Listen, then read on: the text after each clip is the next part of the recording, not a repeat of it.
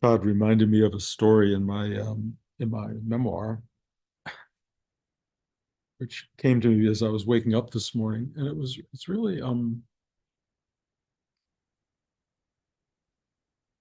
it's a sweet story.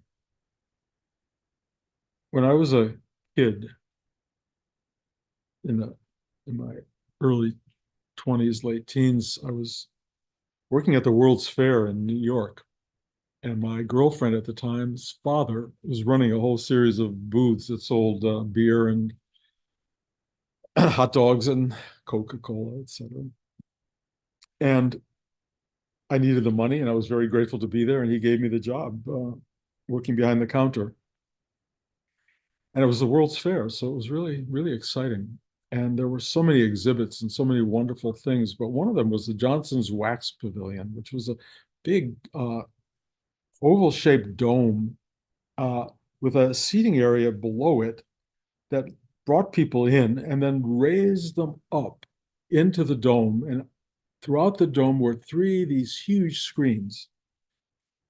And all of a sudden, the center screen comes on, kind of like if those of you who ever went to see Cinerama, probably most of you are too young for Cinerama, but when Cinerama came out, it also started with one screen. And I'm watching the screen about people living in America and having a life. And then suddenly it goes to three screens, and you are enveloped in this world of visual imagery. And what came out of that imagery was stories of people getting up in the morning everywhere around the world and then following them as they had breakfast, as they went to work, as they plowed the fields, as they lived their lives and had these extraordinarily beautiful, weddings, and there were deaths, and there were all of these things happening everywhere in the world. So you got a sense of the connectivity of mankind. And the very end of the movie had a phrase, and I don't know that I have it 100%, but I think it's close. It's to be alive is a wonderful thing. And I don't know why I would sit in this dome and watch that movie and hear that line and cry. But I knew to be alive was a wonderful thing. And having seen the whole world do nothing but get up and make breakfast and go to work and make lunch and make dinner and go to sleep, it was so beautiful. It wasn't personal stories exactly, it was the commonality of all of our lives. And it was everywhere. It was in Africa, it was in Asia, it was in America, South America, you name it. And everybody was, in the movie anyway, pretty happy, smiling, doing all their things. You didn't have to deal with what they call mishigas of their human lives, but they were just simple, simple lives. And I would go every afternoon at my lunch break and watch the movie again. And every time I would get all teary-eyed and go, oh, I am so grateful to be able to see this film. And I even remembered the name of the filmmaker. His name was Francis Thompson, who made a lot of incredible documentaries in those days. Some years later, as stories sometimes unfold, I'm working for Francis Thompson. And I am working in his uh, beautiful offices or editing rooms in New York City and doing a film on Chartres, on the Cathedral of Chartres. And I start telling him the story about how much his movie meant to me when I was a kid. It was like 4 years before, 3 years before. And he said, well, come here. And he puts the movie on three projectors, which is how they had to do it in those days, in a screening room that was in part of the editing facility. And I sat down and had a private screening of To Be Alive, which is what the name of the movie was. And I cried at the end. And I went, how did I ever manage to get in Francis Thompson's screening room and have him give me a private screening of this movie that had so impacted my life? So much so that I kept thinking, if I ever make movies, all I want to do is celebrate that same idea. To be alive is a wonderful thing. Fast forward to having had, for me, a wonderful life. And I'm turning 70. And my son Joshua says, I'm taking you on a trip for your 70th birthday. I can't tell you where or what it is, but I just want you to know I'm taking you on this trip. And I go, great, sounds wonderful. And we get on an airplane and we fly to Milwaukee. And I'm going, Milwaukee? Nothing in me has ever, nothing, forgive me, those of you who are from Milwaukee, but nothing had ever been particularly attracted to going there. And we rent a car and we had stopped and had lunch and then we kept driving. And suddenly we arrive at the Johnson Wax Company. And I'm going, oh my God, why am I at the Johnson's Wax Company in Milwaukee? And we get in the gate and we're driving, and I see in front of me that dome reconstructed from the World's Fair of, I guess, 19, whatever year it was. Uh, and I look at Josh and he looks at me and he just smiles. He just smiles. And I go, because I know what's coming. And I am about to have a private screening at the Johnson's Wax Company's pavilion of To Be Alive. And I sat there. I didn't cry at the end. I cried through the entire movie. I just went, there was no way to understand how this had all had such complete and absolute fulfillment. It was pure, absolute joy. I had given birth to a kid. I've given birth to two kids, and both of them are amazing. But this moment from Joshua was really extraordinary, and it was very completing. But as you all know, life isn't complete till the end.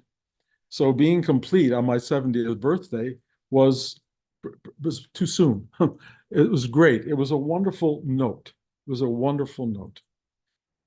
And as all stories go, all human stories, they are filled with grace notes and wonderful moments and thematic elements that make us define our lives. Some of them are really lovely stories. Some of them are not as lovely stories. Some of them are stories we wish we didn't have to live. Some of us forget that to be alive is a wonderful thing because life can be very difficult and very much a struggle. And they are all, however, stories. And the fact that we are all living these stories means that we can write and rewrite them in certain ways. And I learned a lot in Hollywood about how to make stories work so that we are grateful to watch them. Often, we go to a movie and we sit there and we go, this is great. And you just give yourself over to it. You just sit there and you go, and you come out of the theater going, that was wonderful. Oh, I could see that again. I loved that. Or you go out of the theater and go, it was so, a waste of time, waste of money. But many of our lives have that same element. We live a life that can be, what are you going to do?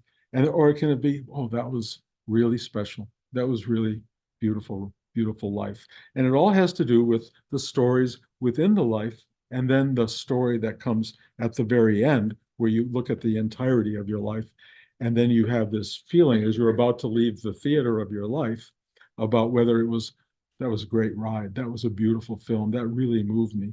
Or, so, not so great, gone. But if you are at all moved by the idea that this is a wonderful life, that starts to resonate in a very big way. And then the story of your life starts to become filled with moments that really make it wonderful.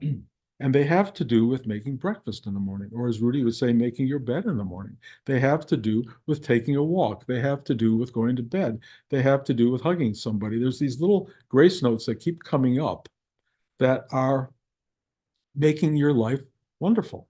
They're not necessarily the big notes of the party and the thing that happened or getting in the new job. Those are just other notes in the journey. But the repetitive notes of your journey are brushing your teeth, washing your face. It's just the stuff we do. And interestingly, that Francis Thompson celebrated it in a movie and taught me that a wonderful life is really about the simple journey, day-to-day, repetitive thing that we greet with the sun rising as a new thing every day, if we're lucky. If we're not lucky, it's like, oh God, I got to brush my teeth again. I got to wash my head face again. You don't want to live in that space if you can do it, but many of us do live in that space. And you have to find a way to figure out, how do I separate myself from the repetitive dullness, or whatever, the unpleasantness of your own material life, or from your addiction to your life, because life can be so involving and disturbing and exciting and dramatic, and all these things are going on, and you're trying to go, I need a break, I need a rest, like this is so hard. So welcome meditation. Welcome stopping for a minute or a half hour or whatever, or for one breath, and going and finding this place inside you, which starts to give you a sense of the world is not just out there, it's also in here. There's a place inside you that is phenomenally welcoming. And it begins to balance out, and you've heard me say this week after week, the experience of the outer with the experience of the inner. And they do, in a way, I would say mirror each other, but it's not like that, because the inside is oceanic and the outside is not. It's so involving. We think it's everything, but it's just a speck. It's this tiny thing. And the incredible force field, or the projector, if you will, that's making this whole world happen, is inside your very core being. And if you want to sense that this is a wonderful life, you have to go into the space inside that is making that life happen. And it is inside you, it is available, and it is there the entirety of this ride. But if you are not sitting in that space and aware of it, you're caught in the total drama of your life. And that's hard. It's hard. I look at all of you, I look at all of your faces, I look at all the stuff written on them, which tells me in many ways the journey you're on, the energy that comes from inside, which is very deep and part of the oceanic, knows you really well. And it sees the turmoil, it sees the excitement, it sees the whole of your journey, or the boredom, or whatever you want. And it tries to go, hey, hey, wait a minute, get quiet, wake up for a moment, and touch you, touch yourself, touch this thing that is making all of this incredible thing happen. Whether you like the world or don't like the world, this thing inside will give you perspective, and it will allow you to see it in a way that makes you happier to be alive than you might have been 5 minutes before. It also helps you to see how to live your life, or if you're coming from my perspective, how to write your life, how to narrate your life, how to tell yourself the story, how to create a new chapter, how to make it more interesting than it was. The writer inside you can reimagine and alter your life. And if you're in real flow, you start to find that life is working for you, and that you can, if you surrender, as Rudy would say, to the flow of your life, it will do things like allow you to begin to work for the person whose film inspired you when you were a kid, be in his firm, have him show it to you privately, and then have a kid who takes you to see it in Milwaukee. Those kinds of things happen for human beings if you start to really connect to the inner flow and the storyteller of your life. And let me tell you, the inner storyteller is an amazing storyteller and makes great movies. And your life is one of them, if it's working. If it's not working, you have this thing called, there's in movies called rooting interest. The rooting interest is caring about the characters getting what they need and what they want in life. And a good storyteller does that. And it's hard to figure out how to make someone root for you, or how to root for yourself, but you have to come up with that. I was hired to write a movie, this is many years ago, uh, called Sleeping with the Enemy. And they were about to shut down because the main actor left because he was having some problems with the script. And Julia Roberts was the star, and they were all getting ready to shoot in North Carolina, and they hired me to fix the script. And I just went, oh, okay. I was kind of intrigued by it, and I flew down there and I met with Joe Rubin, the director who had hired me, and We talked about it, and I'm trying to figure out what to do. And I did some page. He said, "Ah, this stinks. This stinks."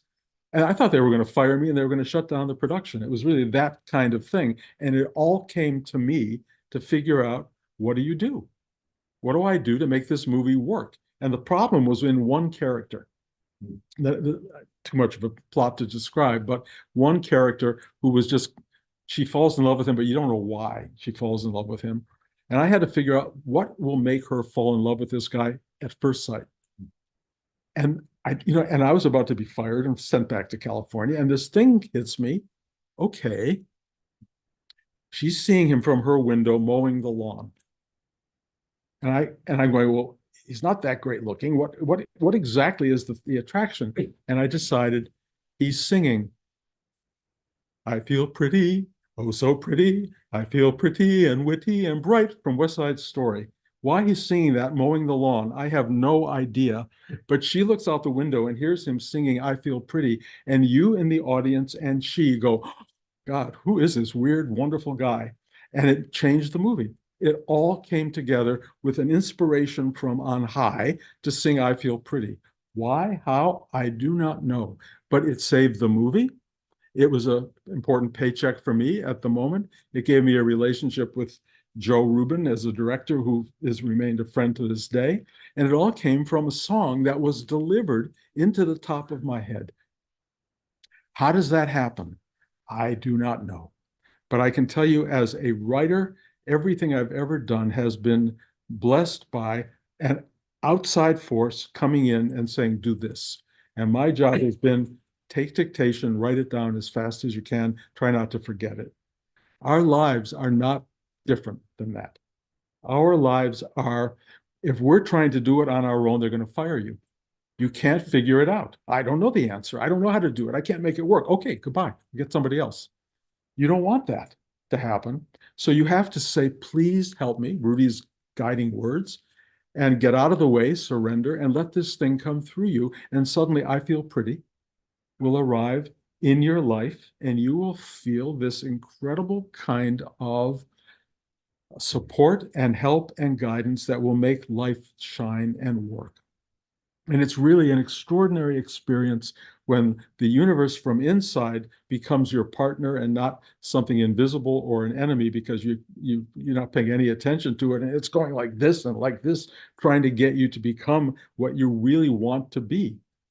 If you pay attention, if you listen, if you go deep, it directs you. It tells you what to do, how to do it, and it fills you with this unbelievable kind of completion. It makes your life full. However, I will say one other thing, which is really important. This comes from Jerry Zucker, the director of Ghost, and a line he gave me many years ago. I may have said it here before, but it's really important. He said, every movie has two halves, everything up to the end and the end. And if the end doesn't work, half of your movie doesn't work. And that's when people walk out of the theater going, I thought it was so good until, you go through this thing inside yourself that goes, well, that didn't add up well. That didn't come together. That didn't make it, that wasn't satisfying. Or you go, I wasn't there until the end. And then the end got me. I was watching the movie and going, and then suddenly the end touches your psyche. It touches your soul. You see something you weren't expecting. It makes complete sense from the entirety of the movie, but it was the ending that paid it off. And I say all that because some of us, are moving toward the end. And how do you get the end to be right? Well, I can only tell you it's the same way you get "I Feel Pretty." It's not you doing it. It's you allowing this deep, profound inner creator to make the best movie of your life possible. That's what it's trying to do. It wants us all to have great stories. It wants us all to feel that we are so grateful to be alive, because it's a wonderful thing. That's what we want. We want to live that life, and we want to leave the world having lived it. So the reason for this meditative experience of going inside is because we're moving toward the end of our lives, or all of us, some faster than others, but we are moving toward the end of our lives. And if you want the ending to be, that was good, that was good, I'm glad I came, I'm glad I saw that. If you want that in your life, you have to pay attention to the person or the being or the truth or the universe or the vastness of whatever is out there that's writing your story. And the more you can pay attention to it, I'm telling you, up to the very last moment, the very last second of your existence, there's an opportunity for wholeness, completion, realization, awareness. The last note being the perfect end of a symphony. It's just like, yes, the cymbals go, the horns are going, and you're just going, yes. And that's what you want in life. And that's what your life is trying to give you.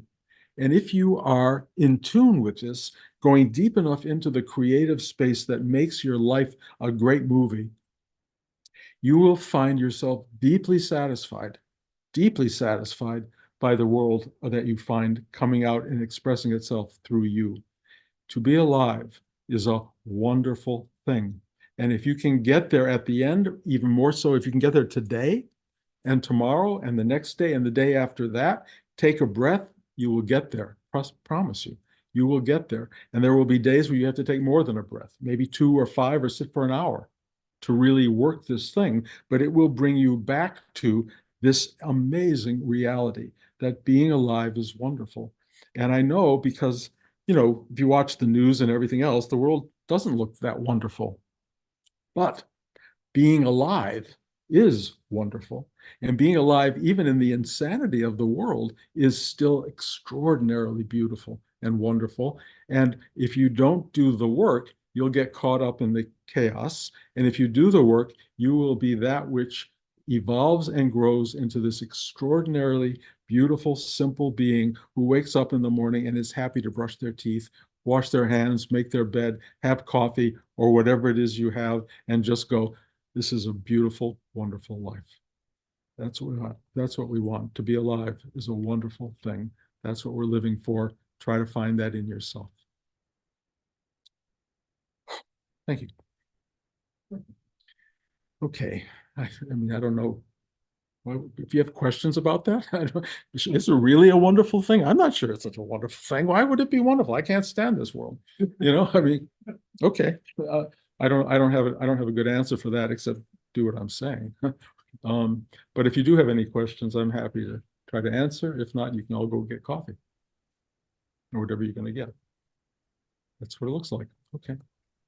Thank you for coming here today. Love to really, to all of you, to those of you who drove here, or those of you who turned on the computer. I appreciate your arriving in this space, and I really do.